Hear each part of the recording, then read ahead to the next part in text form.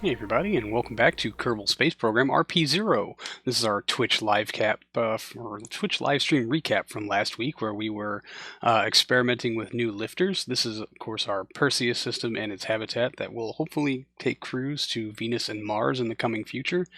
And coming up shortly, I did make a few thruster changes here, but no real big changes up top other than making it CLS compliant for the docking port up top, and making some changes to fuel and life support placement in the support tanks within the fairing shroud. But moving down, this is the launcher that I kind of built out just as an experiment in like an hour, so it was pretty rough. There's a good look at it there. We'll start up at the top with the extended HG3 upper stage. We're going to dub the Echo upper stage. 3 HG3 engines. They are the HG3As. They have 5 ignitions. They weigh a little bit more, but other than that, exactly the same. Radiators also, because we will be trying to propulsively capture our next bout around. Next stage down is 5 RS-25s. They will be air-lit to complete circularization of our orbit. And then moving down is a first stage with 21 RD-171M engines. No boosters on this one, which is kind of a stray from my typical design philosophy, but you know, I felt like trying out something a little bit different, but on the numbers, it looks like it should work out pretty well. There they are. As you can see, 17,000 total Delta V. A lot of that is, there's a mistake up here. It was combining our HG3 upper stage and our Perseus stage, which is incorrect, but let's take it outside for a simulation. And out here on the launch pad, unfortunately it is nighttime. I did not really feel like fast forwarding a whole bunch just to have to redo it every time. But off the pad is a 1.36 thrust to weight ratio, and that does really get us scooting. I guess the downside to this launch vehicle is the third stage, the HG3, the Echo upper stage, is not optimized for the runtime of those HG3s. It's shorted down by about 2 minutes, so it has about an 8-minute burn time, and will really only give us I forgot, 6,000 meters per second or so, and it could be expanded to get the full 10-minute runtime out of those HG3s. We could probably get a little more Delta V, but at the cost of our liftoff thrust to weight ratio. Although I think really if we expanded it to its full runtime, we would still be somewhere north of 1.15, maybe even in the 1.2 arena, somewhat. And Perseus, just the command pod and the service module comes in at like 92 tons roughly. And then we've got the tonnage of the habitat module, which I didn't actually weigh, but for a year life support for 6 crew, I mean, that's combined. That's including what's on the Perseus itself. I would estimate it's probably about 20 tons or so. So really we're looking at just improving our 2 Mars overall capacity by a little bit, but trying to propulsively capture around Mars or Venus is going to mean that we need to take that Echo upper stage with us and relight it once we are in Venus or Mars SOI and use it to capture, or at least start our capture. I'm hoping to get maybe 2.5 kilometers per second out of it once we're on site to at least take care of most of the capture burn for us. Of course, Perseus has her own engine and can hopefully circularize and then maybe do some very high atmospheric aero braking, at least at Mars. First stage is down and away. I guess I should have mentioned that it has staged engines. It shuts down engines in sets of 4 to keep the thrust to weight ratio manageable. It has to do that 3 times to keep them under 5 Gs throughout the life of its ascent before it is ditched and pushed away. That is, of course, not the most efficient way to go about it, but it works, and the engines are pretty cheap, like really cheap. Anyway, we are fully onto this second stage now, which is 5 RS-25DE engines. They will run for a grand total of about 4 minutes, and that will finish off putting us into orbit. with a little tonnage left over because I'd like to have some wiggle room as far as how much tonnage can go up on this thing if we decide to include a heat shield for dedicated aero capture, or even if Perseus grows into something a little larger, a little more robust, maybe just a little wider in the diameter spectrum so that we can make that fairing not look so ridiculously awkward.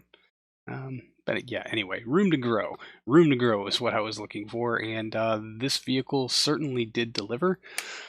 We are basically a couple of seconds away now from our completion of our circularization. With a little bit of room left to spare, I think we're probably going to have north of 100. No, not even entirely. Burn the engines to completion, 557 by 229, so it is a rather high orbit. Just wanted to do a rundown check, make sure that we could charge our batteries just on these 2 solar panels without having to ditch any additional fairings. Total tonnage to orbit on this was about 608 some odd tons, I think, right around 600 tons. I think is what this got in orbit. But again, this is not the optimized Echo upper stage, but the rundown basically is we think it could get about 650 tons to orbit. It'll cost us 416K every launch with this system. So the chat has decided that maybe this system is a little too inefficient, and we can probably make some improvements as far as its available tonnage to orbit, and we can certainly try to optimize that Echo upper stage and get the absolute most out of it that we can. Yeah, if we bring it up to 10 minutes 3 seconds runtime, we get 7.1 kilometers per second out of it, which is absolutely fantastic.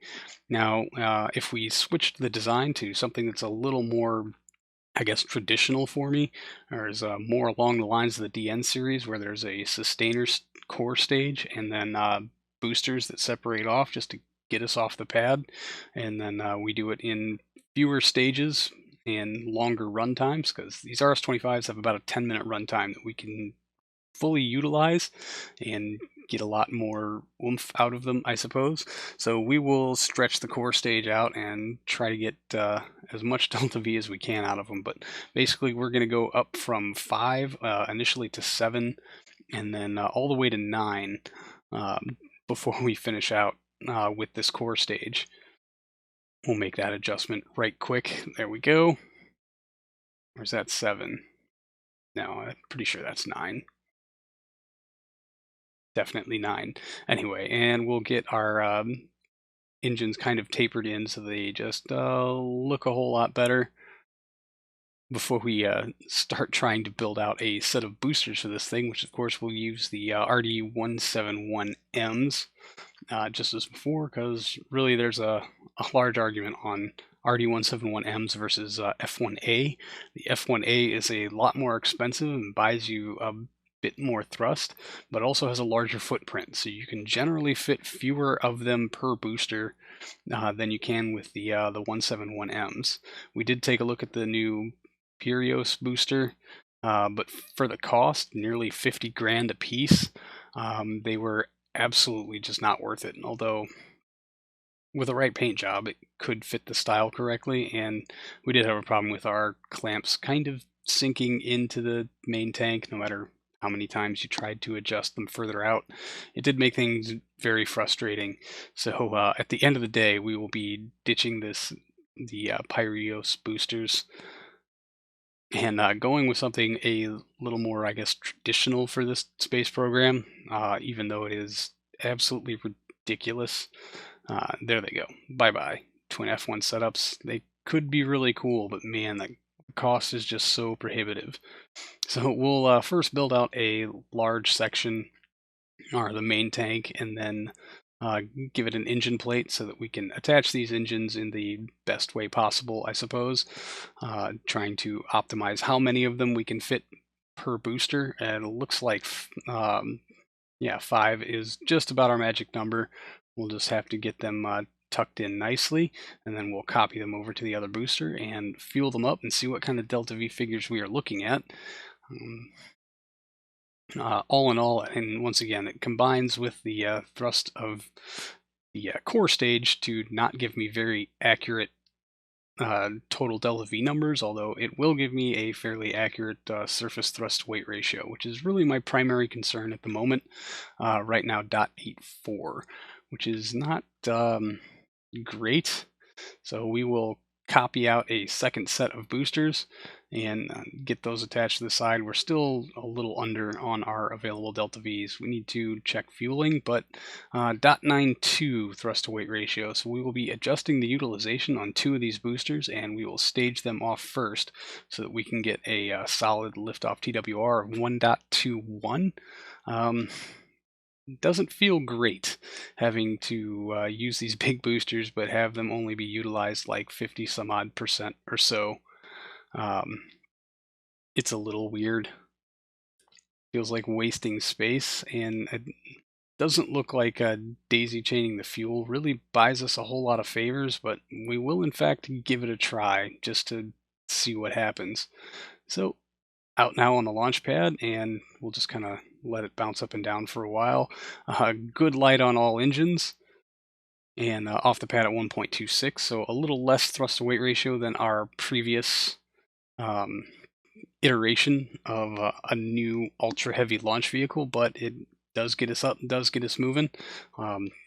Yeah, you can see the yellow timer up there. It seemed absolutely horrendously slow in person, which is why I've sped this up, and it actually kind of looks like slightly better than real-time footage, I should say. But we're only about 5 kilometers up, maybe 6 by the time those first set of boosters run off. They are down and away, thankfully not hitting anything despite not having Separatrons, which is kind of what causes me to think this is going to fail. Let's turn it into an abort test. Pull the abort handle. Command pod is away and safe. Rocket crawls its way skyward. So back now into the VAB, we're actually going to remove the fuel crossfeed because it just doesn't really do us any favors, especially with the boosters carrying such an unequal amount of fuel, and add Separatrons to everything and hope that they can clear the core despite being so absolutely massive, which is a task that actually does take a little bit more time than I would like it to. It does bring up our cost on the vehicle, which is already ballooning. I would say more than 200 grand above our previous iteration, but is more efficient, I guess. And well, it does have a higher tonnage to orbit because we optimized that Echo upper stage, although I think our first iteration could probably put a slightly lesser version into orbit also, and for way less cost. But that remains to be seen. Anyway, with that done, let's get it outside on the pad and run this simulation, hopefully all the way to orbit this time. So once again, nighttime, but good light across all engines. Clamps are off, still 1.24 off the pad, which is a little less wiggle room considering how much delta V we've actually crammed into this thing. I guess with the addition of better engines on the boosters, or I don't know, smaller engines with comparable thrust, so we could wedge more of them on there. We could probably optimize this a whole lot better, but that was the problem I was running into with the DN6, is it has just gobs and gobs of delta V. It'll hit orbit with like a kilometer per second excess left in the core stage, but its liftoff thrust to weight ratio is quickly falling below like 1.09, and it looks like trying to optimize this stage or this rocket also would encounter a very similar issue. We could do more boosters with fewer engines per booster, but more engines total. But of course, that is going to drive our costs way up. Engines are actually the most expensive bit. And I think my other complaint about this is that this rocket is just kind of awkward looking. The boosters are massive. First set down and away cleanly, thankfully. The Separatrons were actually enough to get them well clear of the rocket without causing any additional problems. Yeah, it's a little awkward. I wonder how the aerodynamics model for something like this would actually look with such large boosters protruding so far off the sides. Maybe they might start hitting the shot cone, but not something that's modeled by KSP, and so therefore is not actually a concern of mine. But coming up to 70 some odd kilometers, still lots of runtime left in these primary boosters. At separation, our thrust to weight ratio was a little low, but nothing to worry about. We're climbing up on TWR of 2 right now, which means we'll probably have to throttle back these boosters, considering they got another 2 kilometers left of runtime in them before they get ditched away, and then return to full throttle on the RS-25s, although I'm pretty sure I forgot to do that. It's very difficult trying to pay attention to the chat and to manually fly a rocket. At least I'm not trying to line up with something, because that would have gone absolutely horrendously bad. But as we come up on about 3.5, almost 4 kilometers per second, current altitude of 150 kilometers, we will separate our second set of boosters and then jettison our LES. There's booster, and then space missile time for the LES tower to go off and away, curves down towards the planet. Clearly out of the way of the rocket. It's not going to come back and smash into us, but we need to start angling down the horizon. We're actually a little bit higher than I would like. A full 4 minutes of runtime left on these 9 RS-25s, just now crossing the 1.0 TWR, but we're moving pretty quick, 4.7 kilometers per second as of right now, and still climbing. So I'm not too worried about us running past that timed apogee. The system does actually work out pretty well. It's well built, if I do say so myself.